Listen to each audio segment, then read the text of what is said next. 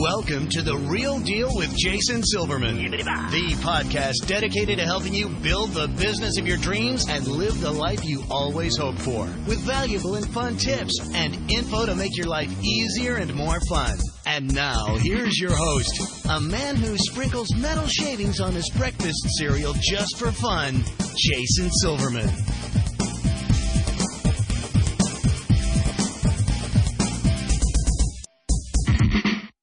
Everybody, and welcome to The Real Deal with Jason Silverman. I'm your host, Jason Silverman, and I'm thrilled to share some time with you once again today. As you know, I'm always in the hunt for interesting as well as super smart real deal guests, and I got to tell you, today's show is going to knock it out of the park. I want to introduce my listeners to somebody who's truly been there and done that, and quite honestly is still doing that. So I'm excited to pick his brain for your benefit and my benefit as well. For the folks who I work with in any of my coaching programs, through Powerful Words Character Development or All-Star Cheer Sites, or even the Jason's Army Mastermind Group, you know just how much I focus on the importance of effective, systematized internet marketing, right? Well, this show is going to help us with some really important insight from somebody who knocks it out of the park. So today's going to be my honor and privilege to share an amazing resource with you. You're going to love today's guest.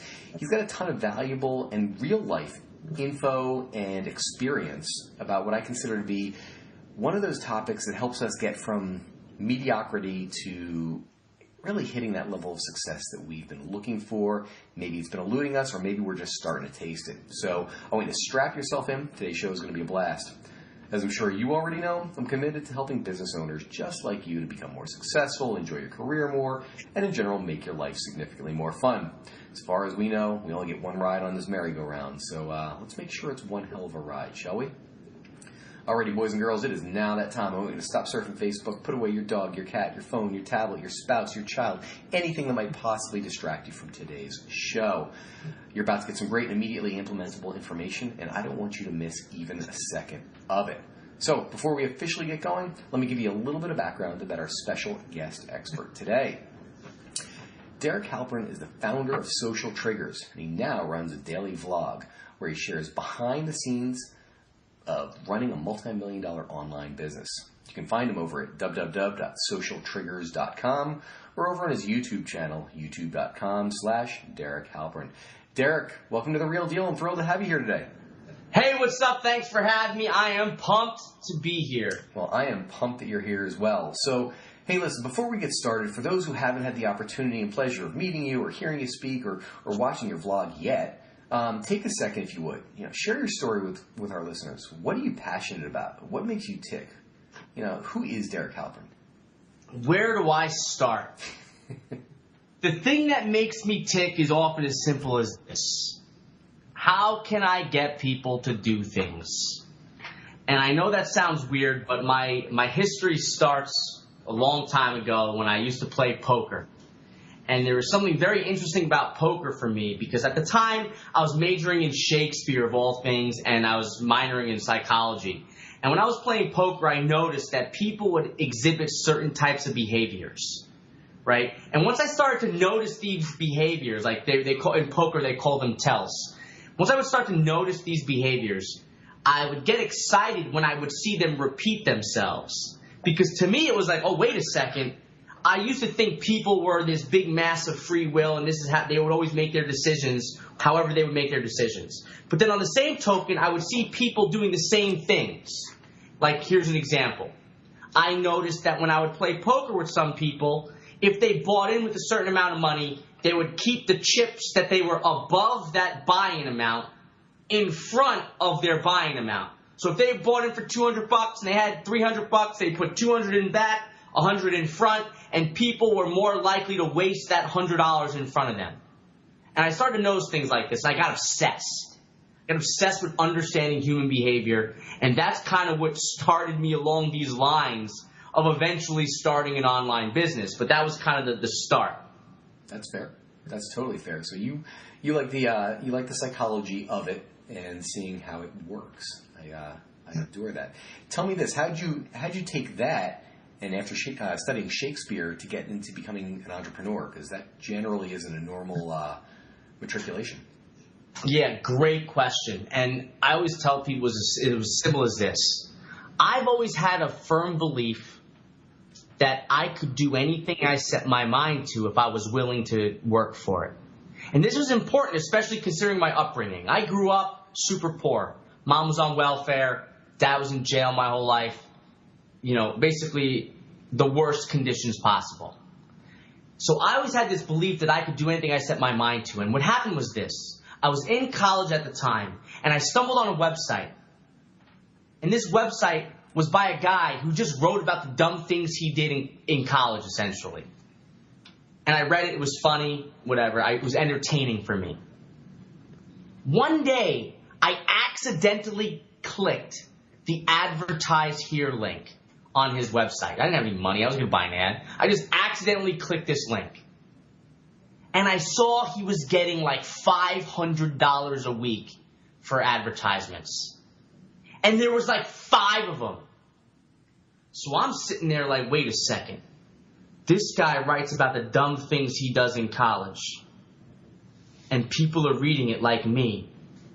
And he's got 5 ads paying him $500 a week. I'm not good at math, but that's $2,500 a week. I do dumb stuff all the time. I could write about it. I can do that too. So I started my first website where I wrote about all the dumb things I did in college.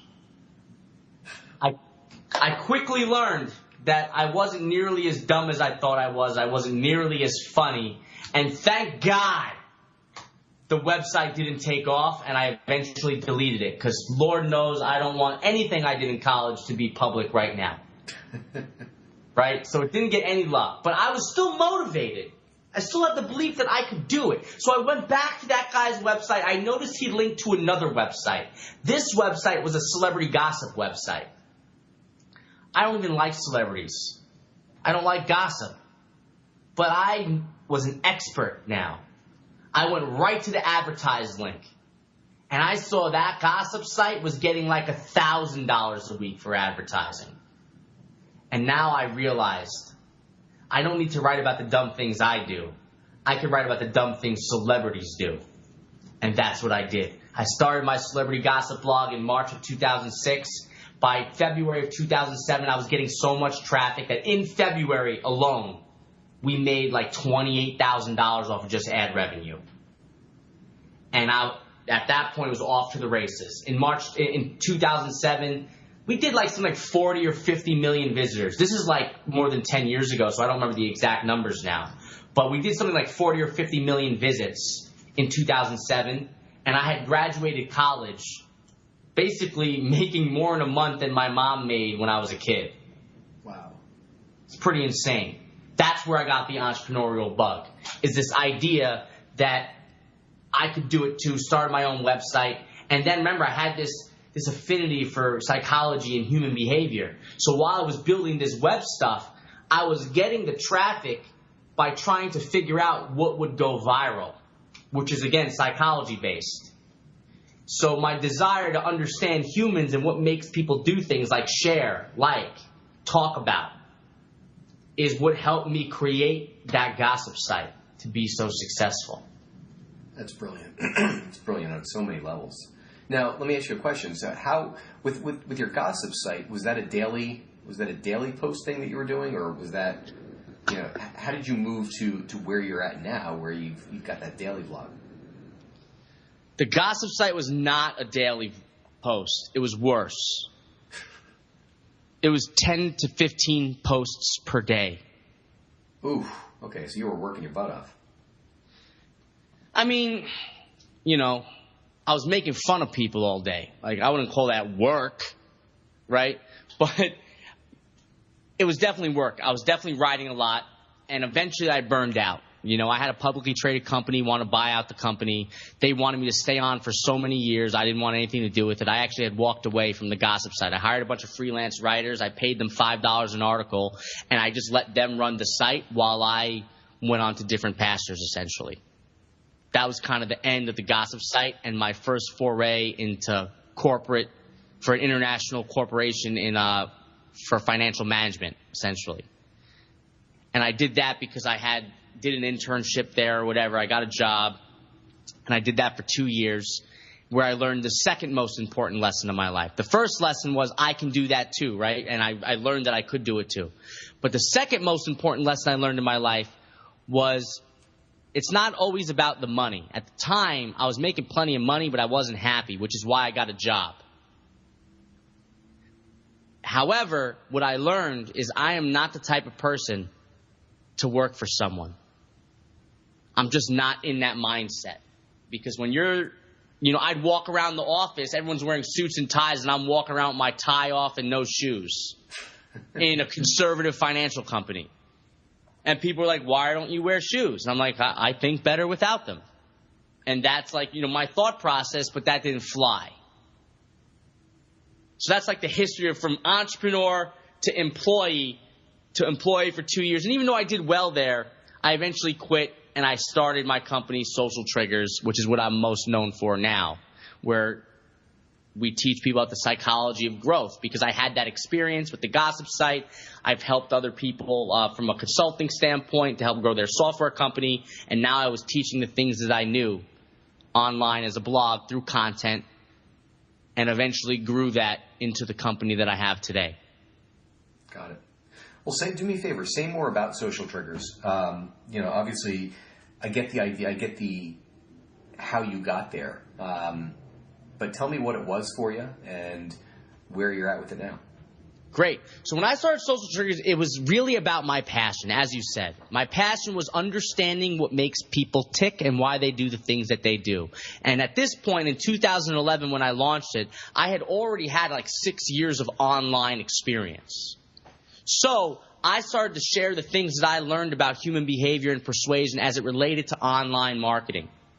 And at first, I had no business model in mind. I had nothing to sell, no products, nothing. All I wanted to do was to build an audience around what I was passionate about. Eventually, I decided to start selling online courses. And that's what we ended up selling, online courses. I didn't want to do coaching or consulting because I didn't want to trade my time for money. I wanted to build a scalable business. So I built online courses, launched my first course, smashing success, started hiring people, built more courses, smashing success, built my first software product, smashing success. Now we've got 10 courses and 3 pieces of software. That's the genesis of Social Triggers. And what we do at Social Triggers is we help entrepreneurs and business owners grow their business through online marketing. That's the core of our teachings. Specifically, email marketing, sales page generation, copywriting, ad buying, stuff like that. Fabulous. Fabulous, fabulous. Do you feel, now are you still in the creation mode? Yeah, so right now, we did about a year and a half where we didn't create much free content. We only created premium courses. But this year, we had like a New Year's resolution. We went from creating almost no content to creating a daily video show every single day. It's nuts. We've released more video content for free in the first 12 days of the new year than we did in the last 12 months of 2017. It's kind of ridiculous. So why do you do it? There's a few reasons. Number one, I believe that we are currently in a time where there is an unending amount of competition.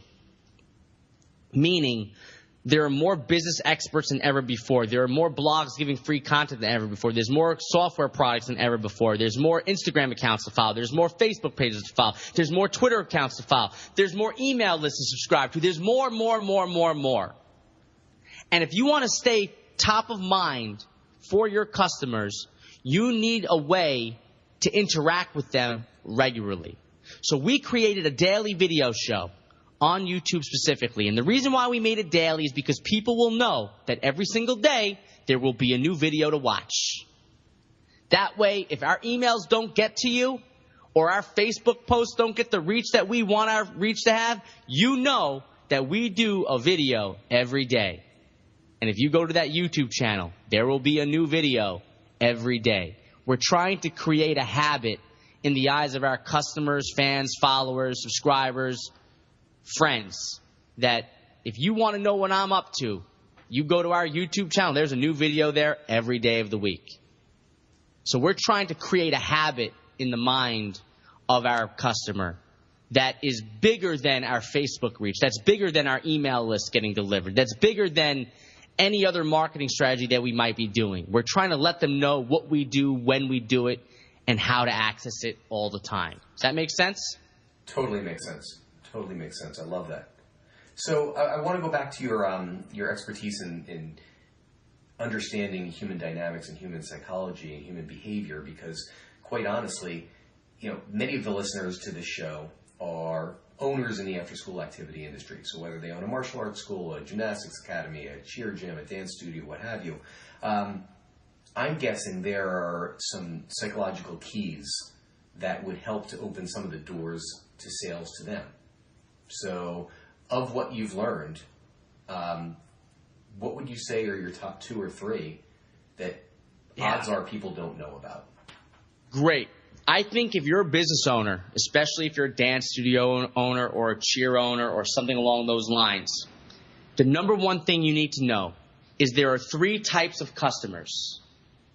There are the informed customer, there are the oblivious customer, there are the afflicted customer. Let me explain. The informed customer is someone who has a child that they want to put in dance classes, and they know they want to do it already. They know about your dance studio. They know about the competing dance studio. They know about another dance studio. And they're asking themselves, where should I send my child? Essentially, they're informed.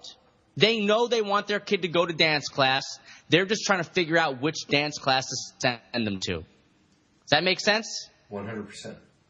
Okay. The second type of customer is the afflicted customer. These customers are customers that have problems that need solving. They may not be aware of how to solve the problem, but they are aware that they need to solve the problem. So in the case of the dance studio, this could be a parent that knows that they want their kid to exercise more, right? They want their kid to exercise more and build some skills outside of the school world. And for some reason, they don't like gym class. They don't like traditional sports. They don't like any of that. So they're sitting there thinking, like, what can I send my kid to do outside of these traditional school options? At which point, a dance class could be a potential solution. So the afflicted customer is the person who has a problem that they need to solve, but they're not necessarily sure how to solve it yet. The third type of customer is the oblivious customer. This is the customer that has a kid that is inactive, that doesn't exercise, that doesn't do dance class, that doesn't do sports, that doesn't eat right, but they don't even realize it's a problem. They just keep thinking to themselves, it's just a kid, he'll grow out of it. That's the oblivious customer. Okay. Now, this is an important distinction because most small businesses only sell to informed customers. They essentially only get the customer that is low-hanging fruit, right? The people who already want it. And these people will start buying advertising on Facebook or advertising in local newspapers. And they wonder why their advertising doesn't work.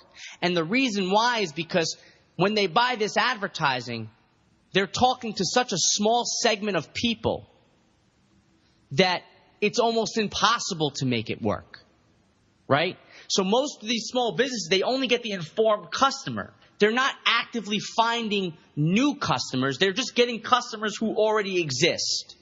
Right, so they're not welcoming anybody new into the world. It's simply a matter of shuffling the deck. They were at this dance studio, now we're going to go to that dance studio. Exactly. I believe if you're a small business owner, it doesn't matter what you do, you need to get good at converting these afflicted and oblivious customers into buyers. If you can make someone who never thought about dance class before, right, who never even considered it, if you can make a parent who never even considered dance class, and you can convince them to enroll their child in dance class right now, your studio will be packed. But most people don't develop that skill. And now, how does this relate to psychology? Well, It relates to psychology because there are these three types of customers, and they're all in different mindsets. How you talk to an informed customer is drastically different than how you talk to an oblivious customer. The problem is most small businesses try to talk to oblivious customers the way they would talk to an informed customer. The oblivious customer they're not interested, and they walk away, and what does a small business owner do? They say, oh my God, I can't believe it. They just don't get it. And they blame the customer, when it was really their fault because they didn't talk to them the right way. Does that make sense? That makes a ton of sense. So, I'll give you an example. Let's say you're a yoga instructor and you have a yoga class after school. If you want to convert an informed customer, you might lead with something like, let's say you do forest yoga instead of vinyasa. You might lead with why I switched to forest yoga from vinyasa yoga. And if you're talking to yogis, they're going to know exactly what you're talking about. But if you're talking to John on the corner over here, he doesn't know the difference between forest yoga, vinyasa yoga, Bikram yoga. He's like, you know what? Isn't yoga filled with a bunch of woo people? I don't want to hang out with those people. You know what I mean? So if you want to get John to come to yoga, you can't lead with that headline. You might say something like, how a morning stretch routine cured my back pain. Now you're talking to someone who has back pain and how yoga could cure it, but you're not even using the word yoga. You're calling it a stretch routine. And what's funny is that's how I ended up trying yoga for the first time. I used to think yoga people are weird. They're way too happy, and I used to think that they were lying to everybody. This is like my personal ignorance. Then one day a person's like, hey, why don't you try this stretch routine? And I'm like, all right, let's do it. And I roll up and they roll out a yoga mat. And at that point I realized I was tricked.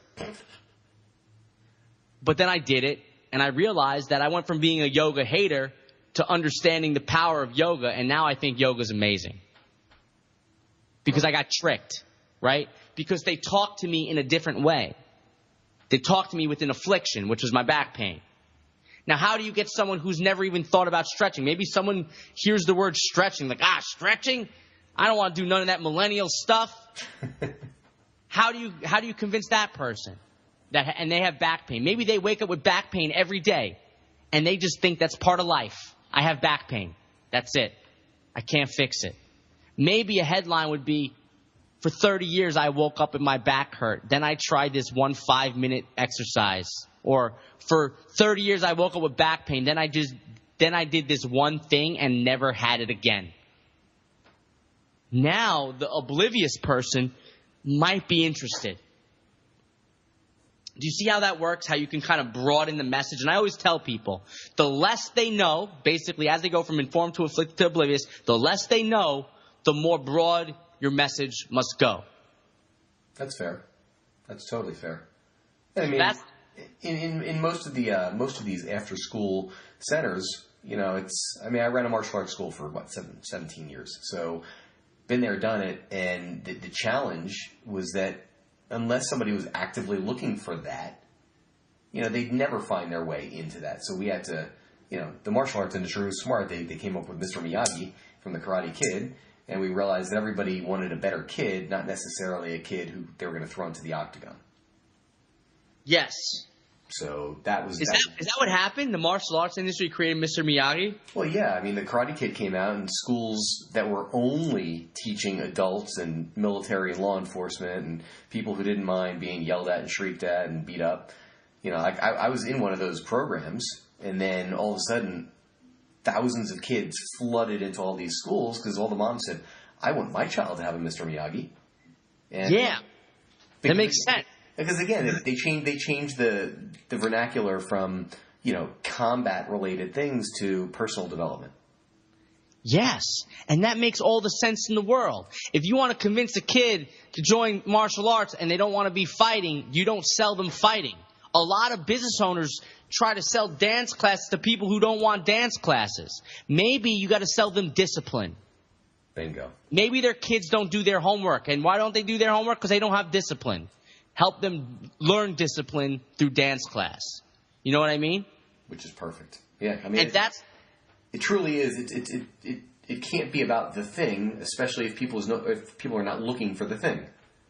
Exactly. And this is what I always tell all small business owners, new business owners, whether they're marketing online, they're marketing face-to-face, they're selling one-on-one.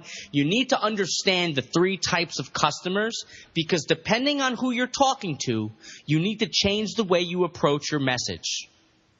If you're talking to someone, and now people at this point are always asking me, well, how do I know who I'm talking to? It's like, well, you got to talk to them. Right? And then people are like, oh, do I need 3 different pages on my website with 3 different sales pages? Like, yeah, you do. Right. But I will say, if you want to create one, talk to the most broad customer. Always talk to an oblivious customer first. Right, because the informed customer already has your number and they're calling you to join anyway. They don't need your exactly. They don't need your sales spiel. Exactly. Got it. So it truly is a different process for the less informed. Okay, I love this. I need to know. I totally need to know this. I know you got over 1 million page views in a day, correct? That was on the gossip site, yeah. Okay. What did you do special for that? Yeah, actually, this. So one of the things I was very good at in the gossip world was taking breaking gossip news and making myself the number one source for it. At the time, what I did was, let me give you an example. Do you remember when Kanye West interrupted Taylor Swift? I do. At the Music Awards? I do. Okay. So at this point, Twitter was new. No journalist was using Twitter. People weren't crowdsourcing content from Twitter. It was very, very rare. So what I did was, everyone was talking about Kanye West interrupting Taylor Swift, all the gossip rags, right? I was one of the first people to write what regular people think about Kanye interrupting Taylor Swift. That went viral. Another example was another time when I got more than 1 million views in a day was, this is part of the reason why I had to get out of gossip. I had to get out of gossip because it's a very thankless and shady business. And by thankless and shady business, I mean there's so much money around celebrity tragedy that people would do really horrible things to try to be the center of it. So, for example, and this is going to be probably inappropriate for most people listening to this, but if a at this time, you got to put this in the time frame of what it was, and I was writing a gossip site. At this time, celebrities were known for releasing sex tapes all the time.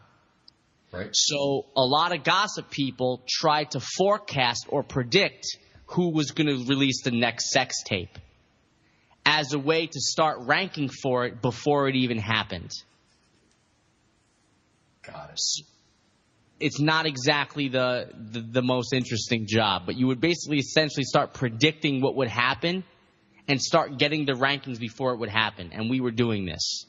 So we were predicting celebrity sex tapes, celebrity tragedy, celebrity breakups, all before it would happen, and try to get rankings for it before it happened. That way, when it did happen, we were number one.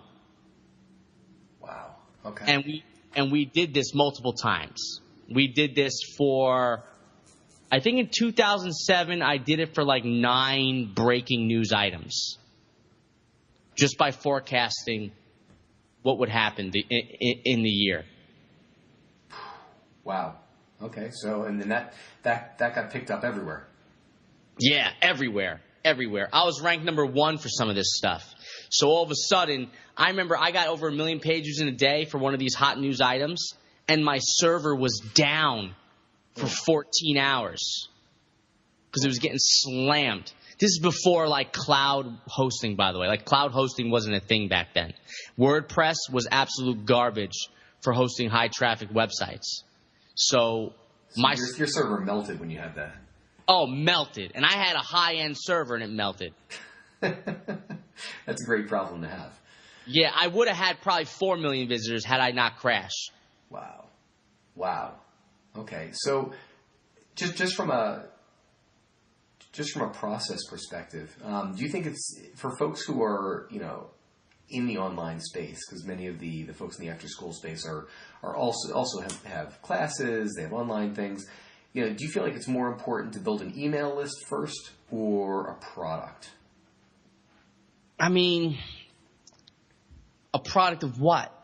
Right? So, like, there's so many of these business owners, like studio owners and everything, and they start thinking to themselves, like, oh, I'm really sick of teaching these classes, so I'm going to go make a product. It's like, listen, you're in the business of teaching classes. Teach classes. If you want to change your business and make a product, fine. But it's not going to be easy. You're going to have a struggle. It's going to be an uphill battle, and you're basically starting from scratch. There are so many people out there that get this product bug because they read one website about how they can get passive income from products, but they don't realize that products are not passive income. You're just doing different work. When you're selling a product, your life revolves around just getting more eyeballs on the product. And that's just as thankless as teaching classes. Right. Right. I have seen over the last however many years I've been working with the after-school activity industry, it's amazing how often somebody goes from, well, gosh, I have to be at the school or the gym 12 hours a day to, it would be so much easier if I could just sit at home at my kitchen table in my underwear making money. Yeah, I mean, everyone thinks about this, but guess what? There's no such thing as passive income. If that's you, I mean, I really feel sorry for you, to be honest with you. It's work. It's nonstop work. Yep. Truth. All right. So tell me this. I want to take time for our resource of the week. Derek, how can my listeners find out more about you and more about what you're doing with social triggers, and really, where's the best place to send them? Great. I mean, you can always go to socialtriggers.com, and that's fine. You can get on my email list. That's great. But I would highly recommend you go to youtube.com. Let me just double check this, but it's youtube.com/Derek Halpern. This will take you to my YouTube channel where I am uploading a new video every single day. And these videos are talking directly to all types of business owners. And we're talking about some crazy stuff. It's like a daily vlog, but in the vlog are a lot of great lessons, right? So, like yesterday, we published the crazy and not so crazy ways I stay focused. One of the crazy ways is that I had an IV treatment for energy. Like, you know, these vitamin IVs that you can order now. I tried one out, and I kind of share my experience. And then I also share 4 not so crazy ways to do it.